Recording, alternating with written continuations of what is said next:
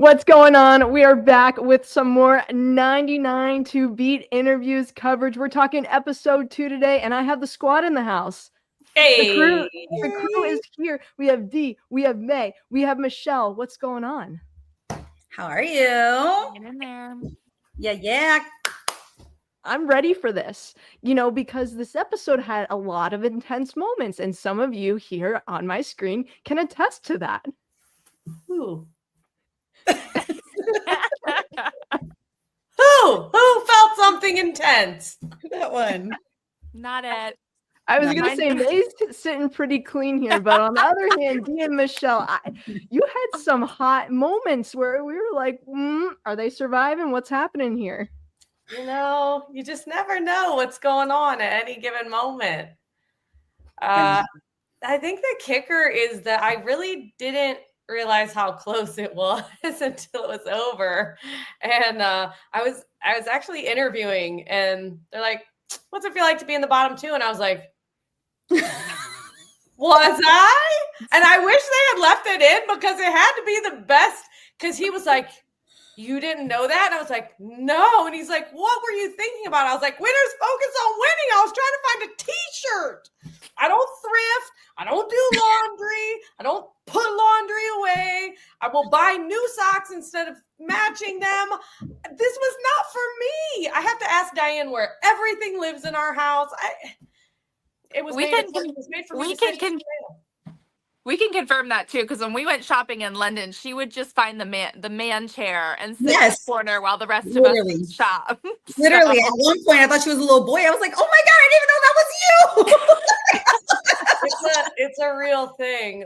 We were in Portugal and I fell asleep while she was shopping, and she was like shaking me. She's like, "I thought you were joking," and I was like, "No, it's not for me."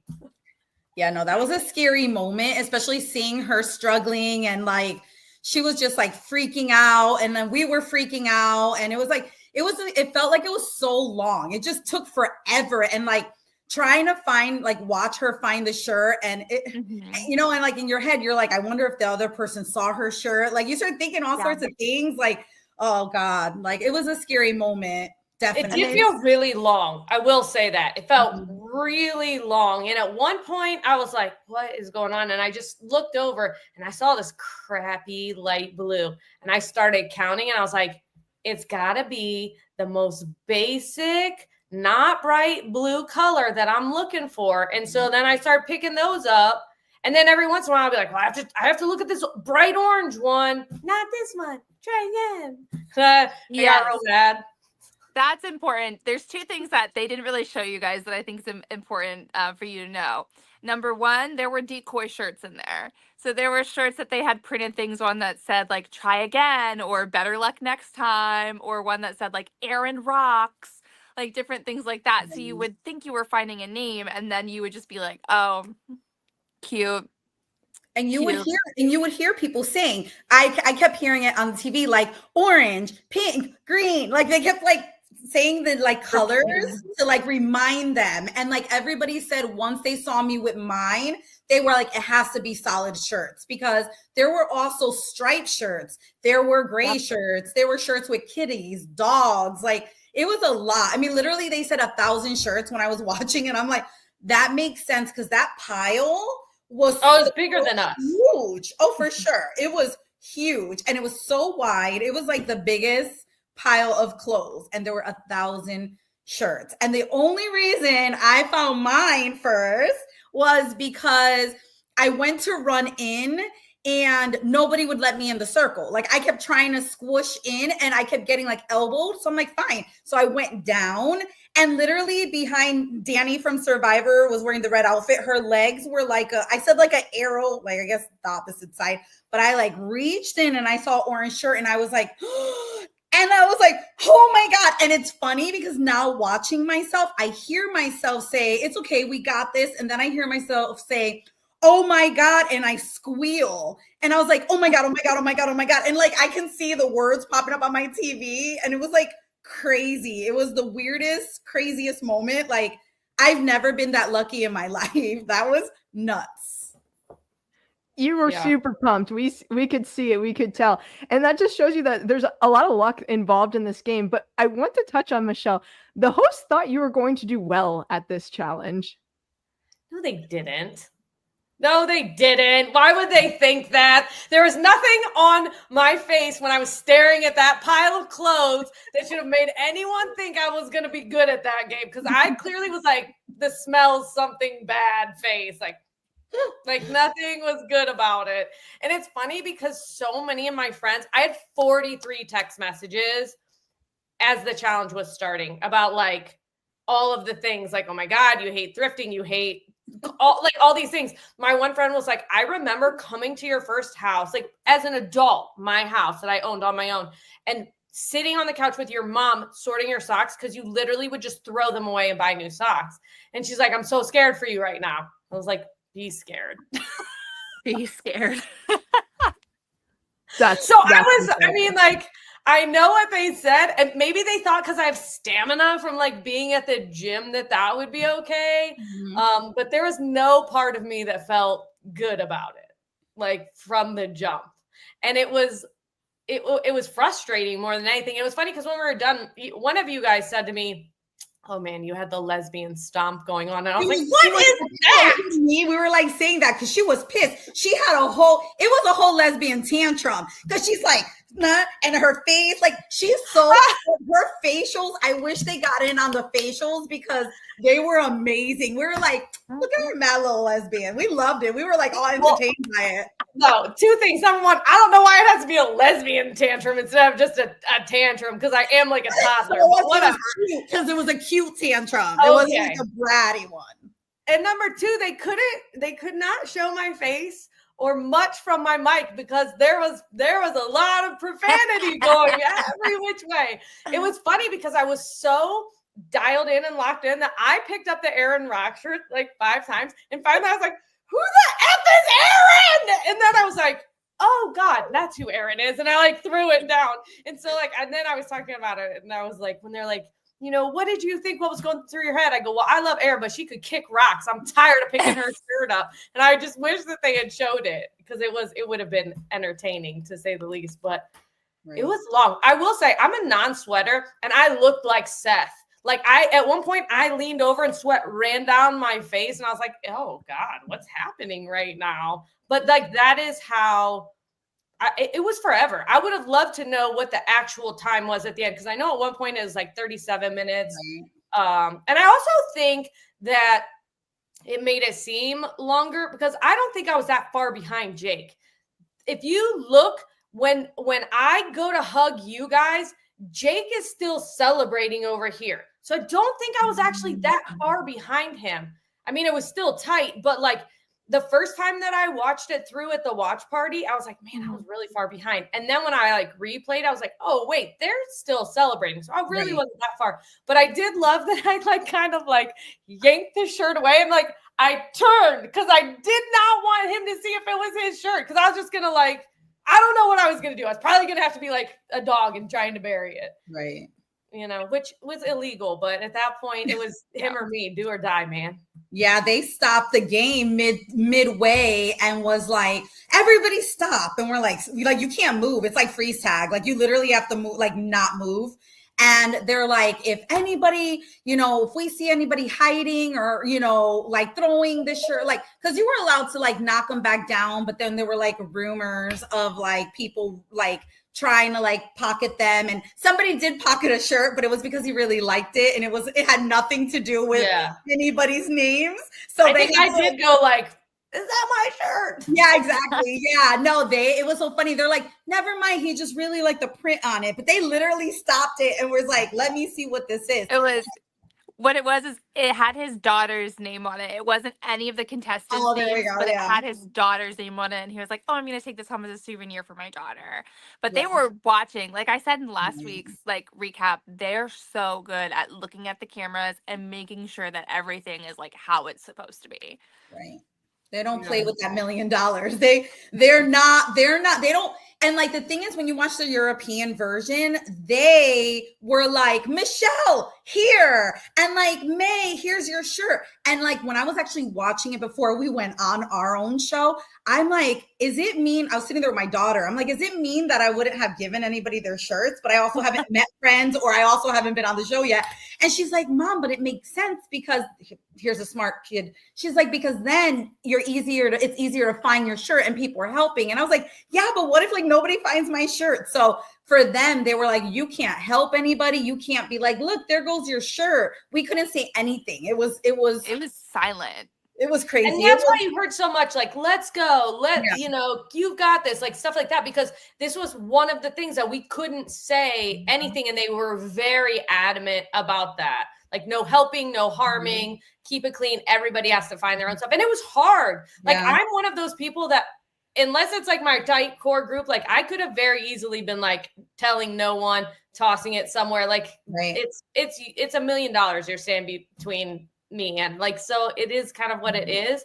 I love you guys. I love somebody, but like I love $1 million too, you know? Yeah. No, I get and that. so I think that, you know, you're going against your baser instinct, you know? And so they had to really lay those rules down, because there in the UK version, there was one that like he saw it and he tossed it and they gave him a really hard time about it. But I think especially when you get to the end, like those are things to be expected. To be honest, I would have expected that. And my shirt, if you watch, it was folded and understuffed. That folding leads me to believe someone intentionally did that. It wasn't picking up and dropping it. Yeah, no. Those shirts were folded at the end. But am I mad about that? No, it's a game. Ultimately, we're all there to win $1 million, not make a bunch of friends. And so I'm not going to get like bent out of shape or butthurt about that, or, you know, complain about it the way maybe some other people do, because I don't like that. Yeah. Right. And they have to keep it as fair as possible, because you have to remember there's a family of 12 there. What's to stop all of them from just picking up someone's shirt, tossing it to them? I mean, I do like that they did it this way, because it gave everyone an opportunity. You have to look out for you, yourself, and you. Basically, no one else is able to help you. And I think it keeps the game clean and keeps the game fair. Right. Agree. Yeah, I agree.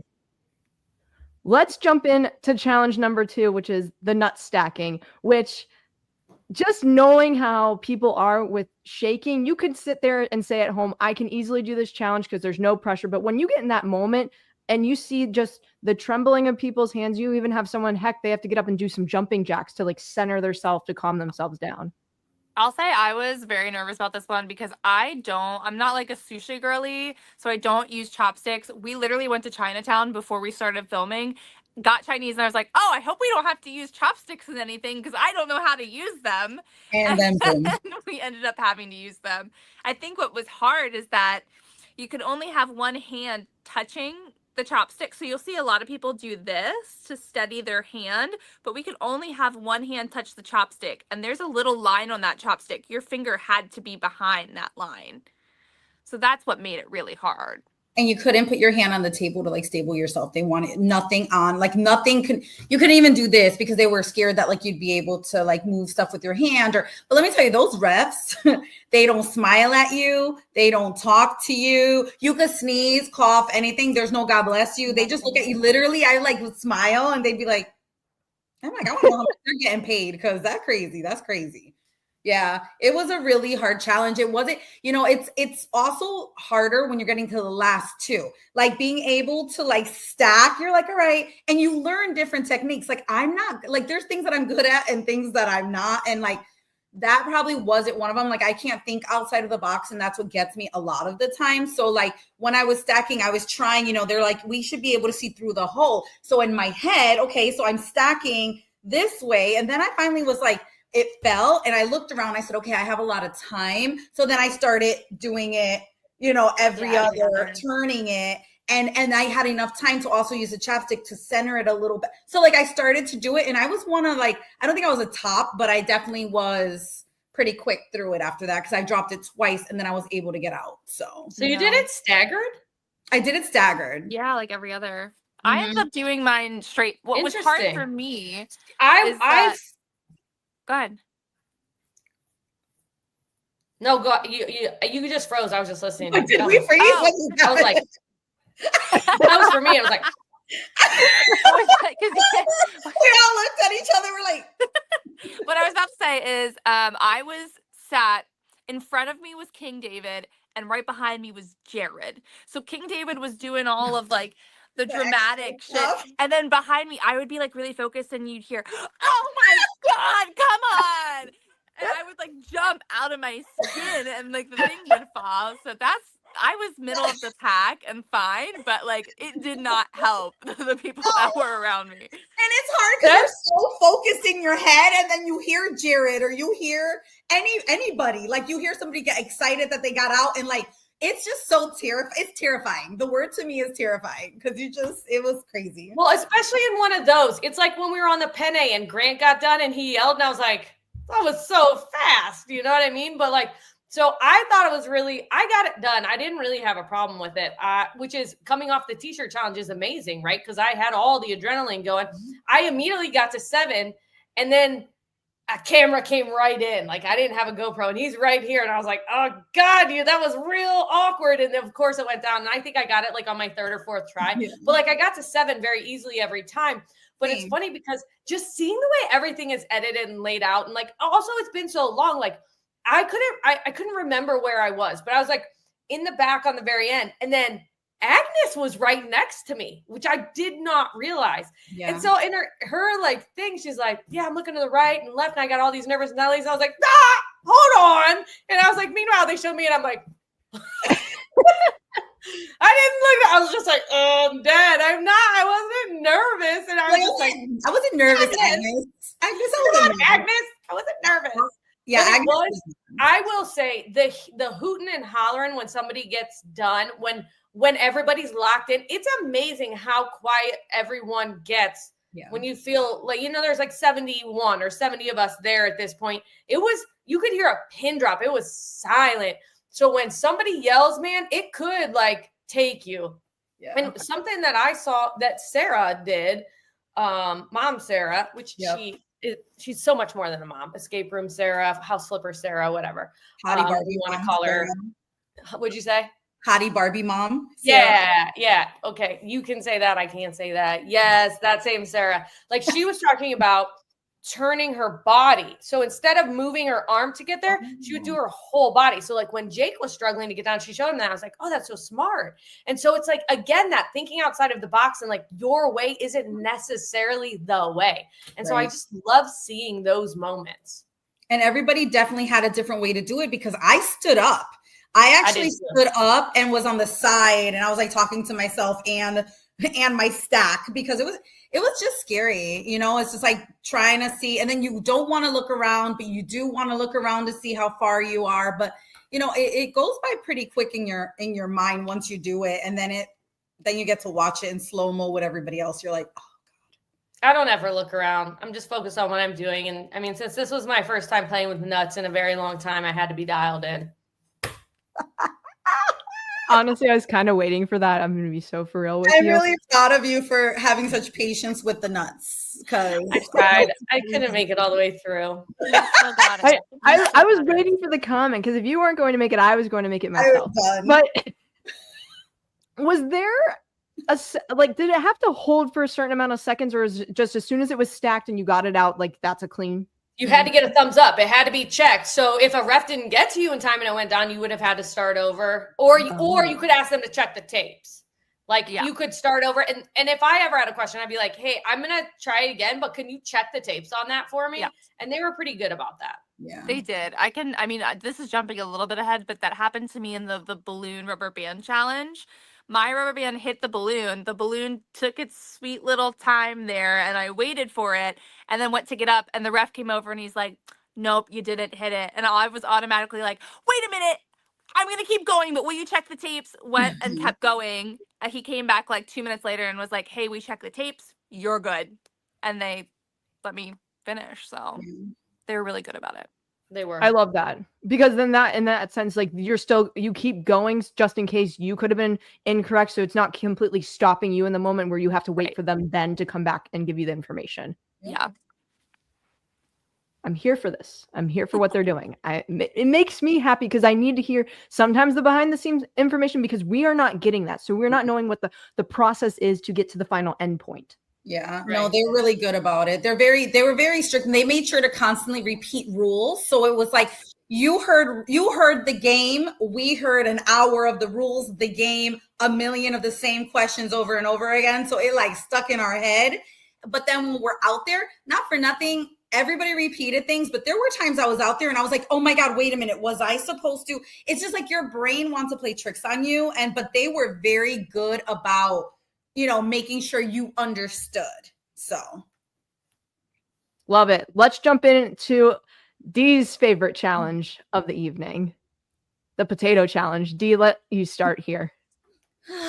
It was not my favorite. It was the first time that I was ever in like the bottom. So yeah, so everybody was like clicking off and going with their partners, and Beth was like, do you want to get together and do it with me? I was like, yeah, why not? I was like, I played softball. Did you want to throw or did you want to catch? And she's like, well, I played softball too. I'm like, no, you didn't. You better stop, girl. She got blue hair, tattoos everywhere. Like, those are the friends you don't see. Sorry. Those are the friends you don't expect to, play softball in high school. So I was excited. I was like, let's do this, girl. Wait, Michelle and I highly disagree. Whoa. Highly disagree. That's exactly who I expected. You have to understand, I came from a very small school. Not one person probably till this day still has has one tattoo. So like, it's a very small school. So I wasn't used to like the tattoos and like them being like, having like sports, like fun people. Mine were just very boring. I grew up in a very boring town.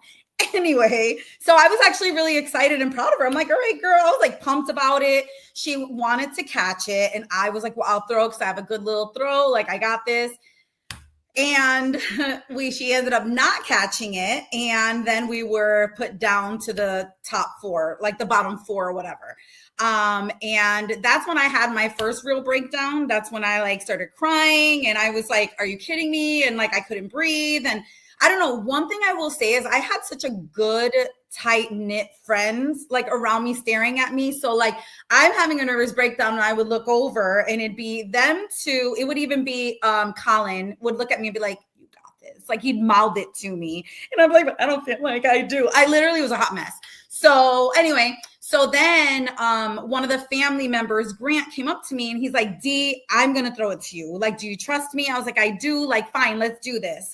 And highly offended that it wasn't me. I'm highly offended.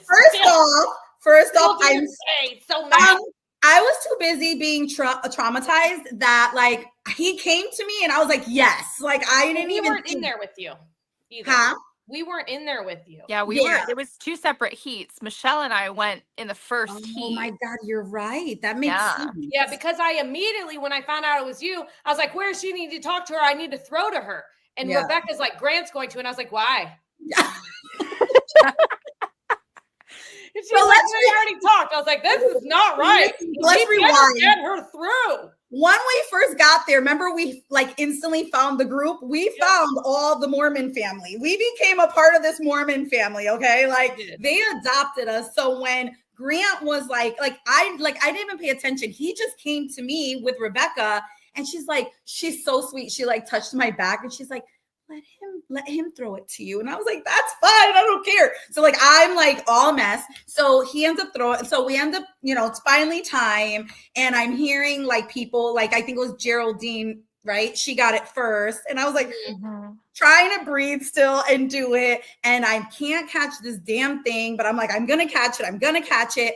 And all of a sudden, if you look I had to screenshot this picture. Because all of a sudden, the picture that I got was exactly like this.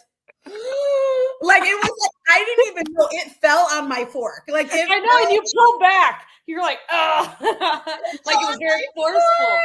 It fell on my fork, and I was like, oh my God. And I literally screenshot all these things, and then I'm like, yes. And then all of a sudden you just see me go, like literally the cry was on TV, on pictures. And Phil, the dad of the group of 12, one of the dads was like, wait till you see your face. You were so surprised. And I was like, when I saw it, I was like, oh my God, it literally fell on. And I was like, this is the best thing. And I kept that potato. And that's why I got that really good picture in the back room, flipping it off. I actually took it with me, flipped it off because I knew the potato couldn't come back here with me. And it was the worst moment of my life. It was like crazy. I've never felt the way I felt when I got down to the last 4. It was crazy. It looks so good though. It made for such great TV. You're such great TV. Like just your energy and excitement and your expressions. It was so good. I mean, if I had nails, I would have been biting them off and I was very stressed. Mae and I were like, I feel like Mae and I were just as stressed as you were. And so it was just like, oh, okay, she's through. She's safe. She's safe. Because that was always like, are we whole? Are we safe after? And when they were like, it's D, and I was like, what's D? What is? Yeah. No, I said that to you because we walked. We did the first heat. We had to wait out in a little holding area while the second heat went. So they got to, if they were the thrower in the first time, they got to practice catching with the refs. They had a little, the same playing field as the other two that had and had caught in the previous rounds. So Michelle and I are walking in and we're like, oh my God, it's D over there. That like she was already in there. We had no idea. So it was crazy. And I'll have to say, like, when I was watching the episode, I must have been so focused in on you, D, because I was like, wait, I didn't know. I forgot that D caught it before the final 2. Like, I thought it was you versus Beth. And then I was watching it and I was like, oh, wait, it was Storm. Like, right. I didn't remember anything. Honestly, I didn't remember anything until I saw it. I remember catching it. Everything else, I don't remember until I watched it. So, yeah. But I made it. But I made it through. Yes. Mae and Michelle, how did y'all go about picking partners? We just looked at each other. It was faded in the stars. It was like this. Well, there were no words. We weren't even standing next to each other. Like I was on one side and she was on the other, and we just looked at each other. And then we walked in and I was like, I'm really good at catching. I'm a gym teacher. And she's like, okay, I'll throw it to you. And she threw the first one and I almost lunged and tried to get to it. And it's funny because there is a still shot of it. And I'm like halfway through and she's like, I'm going to make an adjustment. And she threw the next one. I was like, dang. And we're like, okay. And I so wish I had kept it. I ran, I jumped on her. She caught me like a little baby monkey and spun me around. And it was great. And yeah. We were robbed. We were robbed of that time. Congratulations. Thank you. Y'all left poor D behind there, you know? How did we get separated? This is bull. Now that I'm when we got her, so they announced that they're like, okay, go find your partner. We're like, all right, we can pick. So that's when you started like zoning in. And then once we had our partners, a ref would come around and you would pick out, I think it was like a white or a black colored thing. Okay. And that's how you like randomly drew your heat if you were going first or second. I thought we were second. I just remember walking in and Dee was practicing getting the potato thrown to her by a ref. So then we must have been first. I don't know. I know we were done fast. And I was like, we were. Okay. Yeah. Not me. All lonely by myself. It's okay, guys. Thank God for Grant. Shout out. There you go. Thank goodness for Grant. Can someone give clarification for me? Because I was confused as a viewer. There is the family of 12, but why do they keep acting like Preston was by himself? Because there wasn't somebody. Sarah was off at that time. Yeah, and so now it's 11 of them. Yeah, so Preston was the only one whose partner wasn't part of the family. So Preston was with Jim, sweet soul, love him. So cute, so sweet, hustler. That one. Jim. Thank you for the clarification because I couldn't remember if we lost one or not. And so they were just so focused in Preston needs a good partner. And then Preston gets Jim, who I think is probably one of the best partners you could have. Yeah. Jim was great. Jim was great. And Jim always had a good attitude no matter what was going on, which, we talked about this before. I think that goes a really long way in these games, because if you are around somebody negative, like it is soul sucking. Like you're there way too long under way too many intense emotions to have any negativity around you. And so having somebody like Jim that is just constantly laughing and picking your spirits up and just so nice and genuinely nice, right? Yes. Like there were people that you're nice to because you're an acquaintance, right? So I'm not going to just be a dickhead, but like he was just very nice. Yeah, I'd say same thing for Preston too. Preston was Right. so sweet. Oh, for All of the sure. family was sweet, but No, Preston for was like sure. the youngest one. Yeah. So he was just like, innocent and sweet and nice to Yeah. everyone and so polite. So He was the Innocent. youngest. He wanted, I don't remember what I said to Grant, and Preston was standing there and he said, what? And Grant's like, mm-mm. And I was like, come find me when you're 25 and I'll explain it to you, Pressy. I think I remember what it was. I think I remember. I do. Wasn't I it think I you? remember. You said we should go to the burlesque show. burlesque crowd. Oh, yeah. Do you want to go? And Preston's like, the what?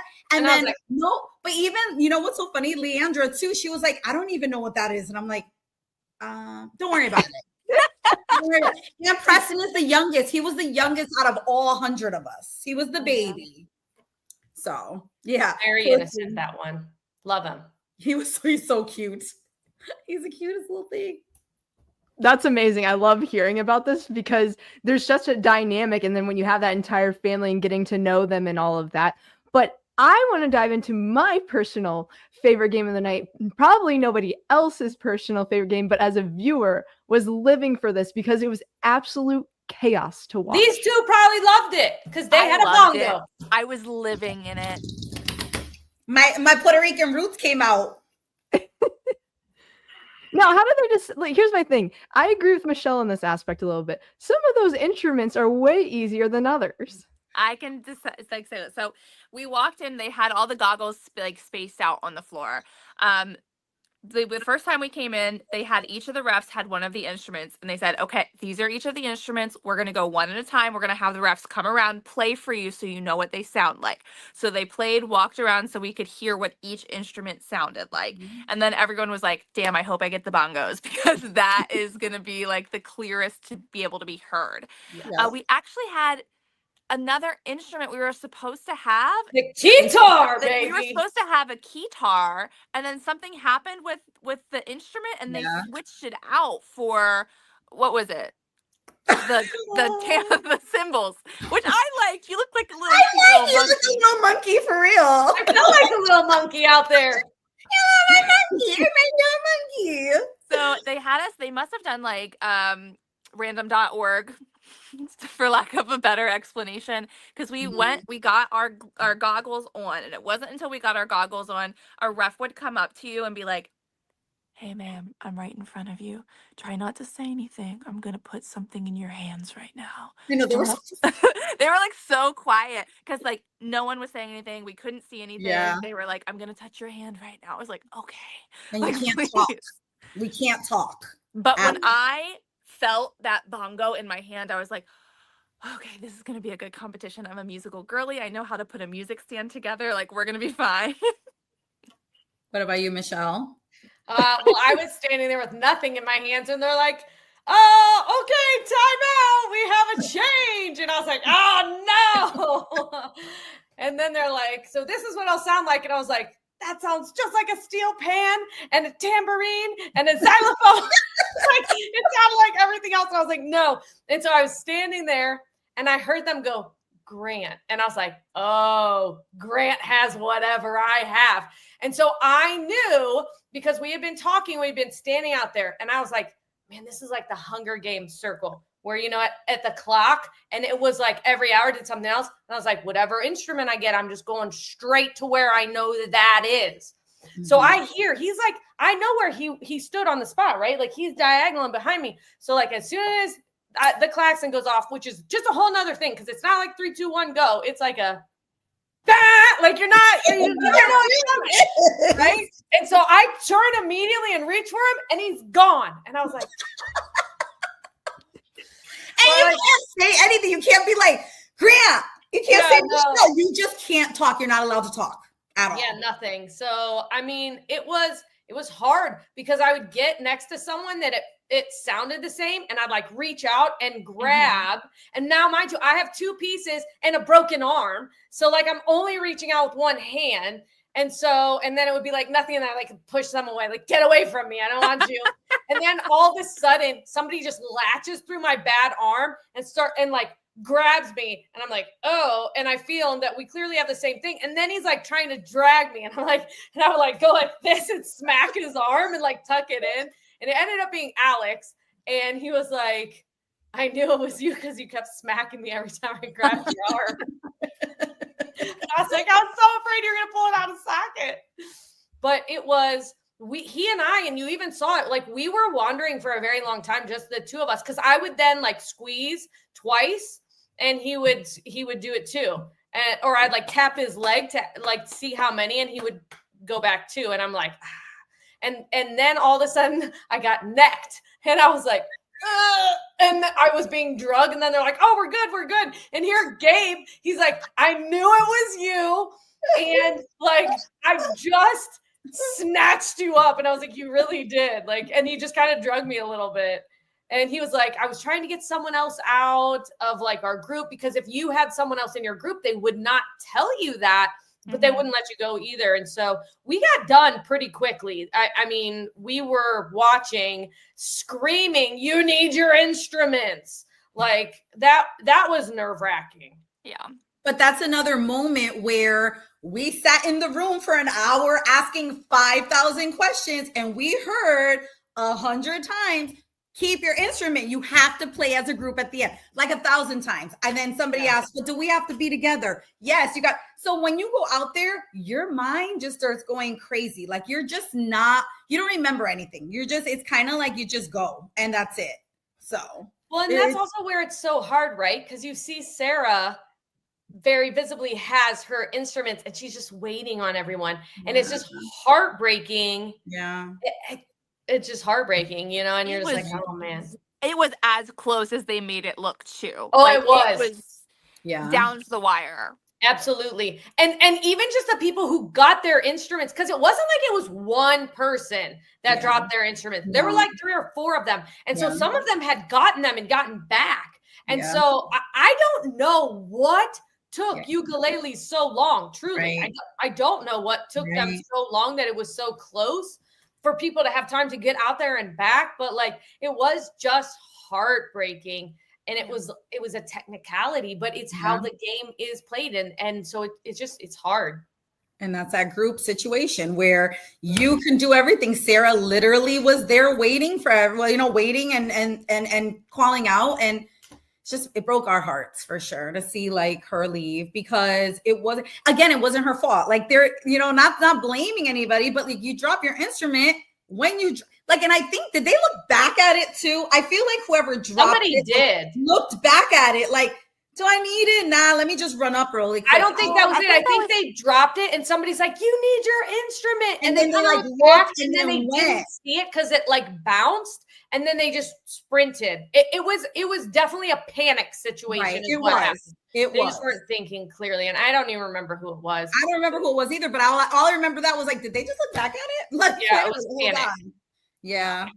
Yeah, it was pretty crazy. I think my worst experience of the whole part of it was when we were sitting there calmly, and then they put these goggles on you. I call them goggles because they literally were goggles, and they weren't blackout. I wish they were completely black, but they weren't. It looked like when you were watching a scary movie and you see like an alien kind of moving around.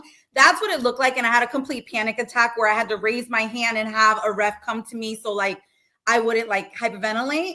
And then like they ended up putting like, you know, it was Emily, and was like, hey, are you okay? Can I walk away? I was like, yes. And then they put the bongo in my hand. And I think I said it, like I put it like really deep into my chest.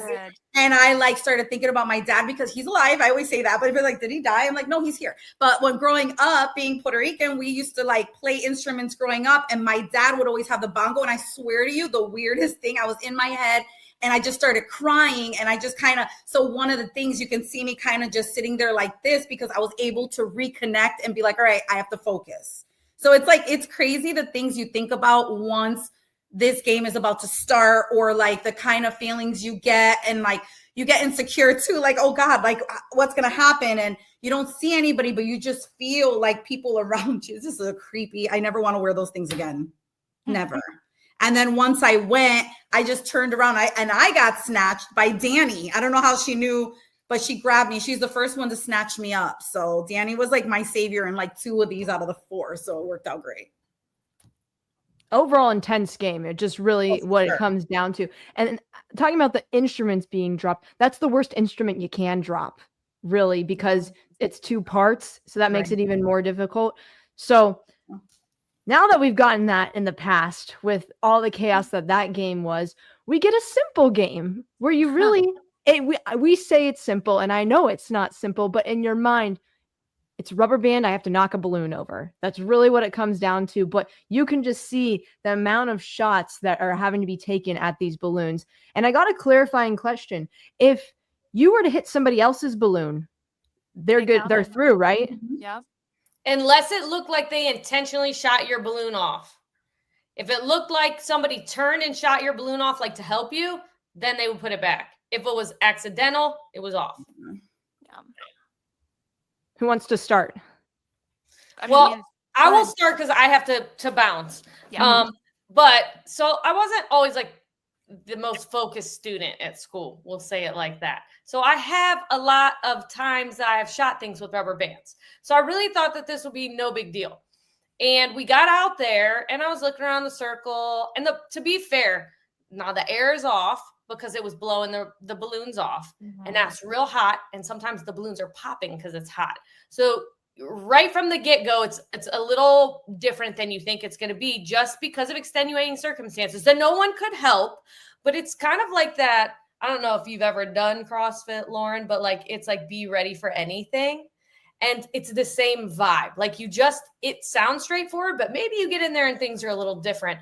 And so they just told you to go pick a poly spot. That you didn't have a specific spot for this one, did you? Yeah, you did. They had the pillars were labeled with our names on. Okay. So you had to find your spot, and then you had a poly spot that you had to be on. And when I got out there and looked at the distance, I was the first like, oh, this is different than like what do you guys think? 8 feet, 10 feet? I was thinking like 10 feet. Yeah, I think about 10. Definitely. So you had your little cup of rubber bands and you had a couple of different rubber bands. So you had a blue and you had like a flesh tone. And like I was just picking it up. But what I noticed was I probably hit it like 6 times and it didn't budge. And I was like, oh, okay. So now I'm like trying to pull and you could see like in Carlina's, like she was back like shooting a bow and arrow. You had to get some force on it and it had to be hit just right. And I don't know about for you guys, but it had to be the blue one for me. I hit so many of the flesh colored ones and they did nothing. No, absolutely nothing. And they didn't give us a lot of blue ones. They gave us like 4 blue ones and you had to So, I mean, that was really, and I was probably in the middle of this one, but I was still getting a little nervous because I kept hitting it and it didn't move. And I was just like, what the heck? And Sierra was next to me and she was having the same thing. And I'm like, well, if a Power Ranger doesn't have enough power to do it, what am I going to do? Facts, right. See, I had the opposite experience because they kept sitting me next to the world record holder. He's like, oh, you'll be fine. One shot, walks away. Was he one shot? You saw him in the episode. He like walks in and no one else is done. I was like, well, thanks, David. Like we were going to help each other out here. Wow. Right. No, I didn't realize that. I also think like sometimes in the episode, I don't know exactly where because they don't always go in order. And I see things that I'm like, that was after this. Yeah, I did too. Yeah. I did too. You know, and no shade or anything. I'm sure that happens and I get it. But I'm never sure exactly where it was. I do know that I loved getting to cheer Arvind on because he was like also part of our group. Yes. But he was like such an introvert that it was like sometimes he was there, sometimes he wasn't. We'd be like, hey, do you want to go to London on our day off? And he'd be like, I might see you guys later. And he would just like pop out of the bushes. And I'm like, where did you come from? Little leprechaun. It was cute. Yeah.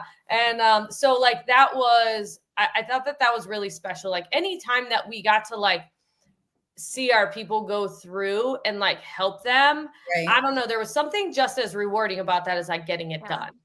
Yeah, no, it's a good feeling, especially when we all bonded, like a good amount of us bonded so well. So that was a good moment. And I love watching us like supporting each other. Like that was my favorite thing they caught like every moment that we were like jumping, like one of them with Michelle going back to when she got the shirt. You literally, if you watch it again, you see me running from one side of the screen right on top of her. Like they caught all those moments where it showed that we actually cared about each other. Yeah. And it wasn't just like it's a TV thing. It literally is like truly like a thing. So yeah, I felt bad for that ref because if you see when Arvin gets it, there was a ref that was trying to walk across and we just all like bombarded. yeah, I saw that. That was a good one. I think King David shoulder checked me trying to get to Arvin. And like you see me go flying a couple of steps and then I got in there and I was like, hell was that? like, this is our friend. We don't need to talk about This is that. our group. This is our group. Back it up. Back it up. The celebrations were always very fun to watch because it's clutch moments. People came in clutch and actually finished it, and then you're going right to your friends, and it's just the amount of excitement. Everyone's jumping up and down. It's very refreshing to watch in comparison to other TV shows that we do see. Mhm. Yeah. I mean, it was a lot of fun. I think that is the thing that I really just, when I think back on the whole experience, so like, it was just so much fun. It's like being at summer camp, meeting a bunch of people and just playing games all day, right? Like it was just fun. And then you go back to your cabins and you just want to hang out more. And so it just was a good time. Some people want to spit things you're allergic to all down your neck and in your ear, but it's a good time. And you hope you don't get hives. You were fine. You were fine. You lived. survived. You lived. You lived and you were able to tell it, and I have pictures. So you're fine. She's allergic to tequila, and somebody praise the Lord when they were about to take a shot. And when she said it with her accent, I spit all my tequila all down her face. And then I thought she was going to die because she's allergic. I don't have an accent. You have an accent. You do. And it was the funnest moment ever. And It was one of my favorite moments. I'll send it to you. Absolutely. It's a good picture. I love the behind the scenes moments. I know Michelle has to run, so we can wrap this up right here. But Dee, Mae, Michelle, always a pleasure having you on this podcast. We will be back for episode 3. That is for sure. We will be talking about that. And be sure to check out all the coverage we have going on at the Reality After Show. Dee, Mae, Michelle, anything you want to plug before we have to go?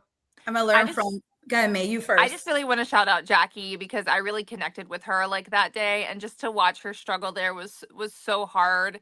She's another girly like me that has just been a fan of reality TV shows and has been applying and like this was our shot and this was our chance. So like you seeing me there helping her, it was because like I saw myself in her and I saw my family in her, and that's what we really do become. We become a family, and it's just hard to see people go. It's nice to see people win, but it's hard to see people go. So I agree. Good. Were you gonna cry? She's gonna cry. No, She's so okay. good. Save my cry for the camera. She's crying. I feel the same way as Mae. Like that's the hardest thing. The best thing to come out of everything was just meeting our people and being sad that we don't, live in the same state. But hopefully one of us gets a mansion for the other, and we all live together, and then we live happily ever after. Yes, that's what I have to say. Love you guys. There you go. A mansion solves it all, right? Yeah, that's right. All different wings. Yep. All different wings. Because D is a lot at 7 a.m. I'm going to tell you. It's a lot. This energy all day. All day. It There's no yeah. letdown. And like we'd be walking and I'm more like this in the morning. And she's like, are you mad? And I'm like, for what?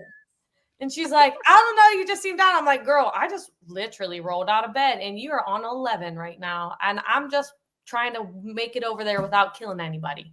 But see me at 8:30 at night and I'm moody and I'm cranky and I turn into Yolanda, which is my real name, and you want nothing to do with me. So I don't think so. I never saw that. You were on 100 all day, every day. Because I was not responsible for children, animal, or people. That's Fair. why. You got to see me fun. The Gemini, the full effect. Fair. Yes. Got it. Well, thank you, Lauren, for having us. I know that I speak for everyone. We really enjoy it. We have fun. It's always a good excuse to get together and chat it up. Yeah.